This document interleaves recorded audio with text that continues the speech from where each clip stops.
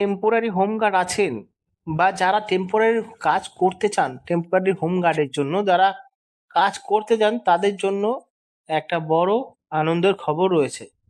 Temporary home guard আসলে নির্বাচন প্রক্রিয়া করা হয় যে যখন দুর্গাপুজো হয় তার 10 দিন আগে বা 20 দিন আগে তাদেরকে রিক্রুটমেন্ট কোর্সেস দেওয়া হয়, যেখানে বেশি দুর্গাপুজো হয় সেই ট্রাফিক নিয়ন্ত্রণ করা এবং গ্যাদারিং নিয়ন্ত্রণ করাই হলো টেম্পোরারি হোমগার্ডের কাজ। তো আশা করি বুঝতে পেরেছেন বিষয়টা। এই টেম্পোরারি হোমগার্ড নিয়োগ করতে চলেছে একাধিক জায়গায়, যেখানে ট্রাফিক নিয়ন্ত্রণ করা এবং গ্যাদারিং নিয়ন্ত্রণ করাই রয়েছে আসল উদ্দেশ্য টেম্পোরারি হোমগার্ডের জন্য।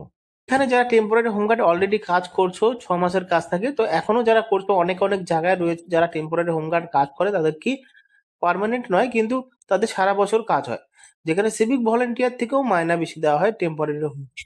তো আজকের এই ভিডিওতে তোমাদের ইনফরমেশন দেবো পুরোটা বিস্তারিত ভাবে।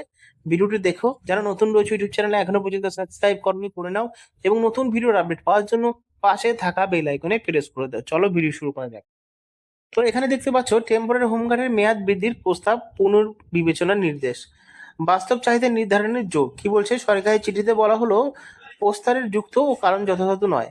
বলছে প্রস্তাবে যা বলা হয়েছে যে 2 হুগলি সেতু, এখানে একটু ভালো মতো দেখো, ঈশ্বরগুপ্ত সেতু, ঈশ্বরগুপ্ত সেতু এই সমস্ত মেরামত চলছে।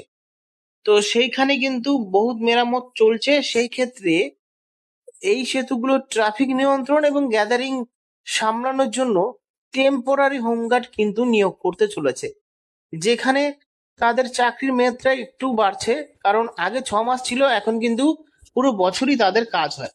তাছাড়া পুজোর উপলক্ষেও কিন্তু টেম্পোরারি হোমগার্ড অংশগ্রহণ করে, সিভিক ভলেন্টিয়ারদের সাথে তারাও কিন্তু ডিউটি করে, যেখানে তাদের প্রত্যেক দিন মাইনে দেওয়া হয় 550 টাকা করে এবং 10 দিন কিন্তু কাজ হয়।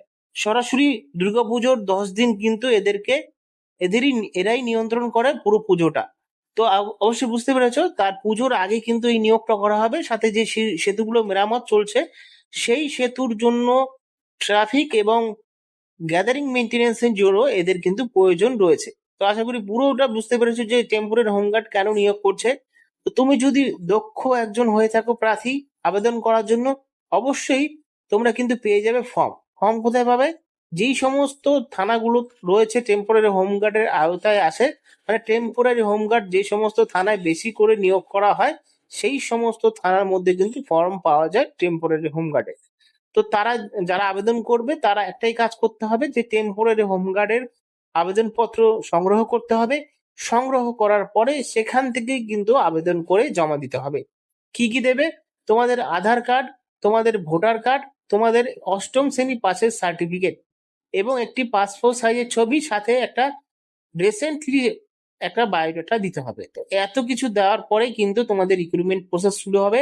শুধুমাত্র ইন্টারভিউর মাধ্যমে কিন্তু রিক্রুটমেন্ট করা হবে, কারণ দুর্গাপুজো উপলক্ষে কিন্তু টেম্পোরারি হোমগার্ডই কিন্তু পুরোটা বহন করে। আশা করি বুঝতে পেরেছো। আমি যদি কোনো আপডেট পাই অবশ্যই তোমাদেরকে জানিয়ে দেবো। তার আগে তোমরা ইউটিউব চ্যানেলটিকে সাবস্ক্রাইব করে পাশে থাকা বেল আইকনে প্রেস করে দেবে। ধন্যবাদ।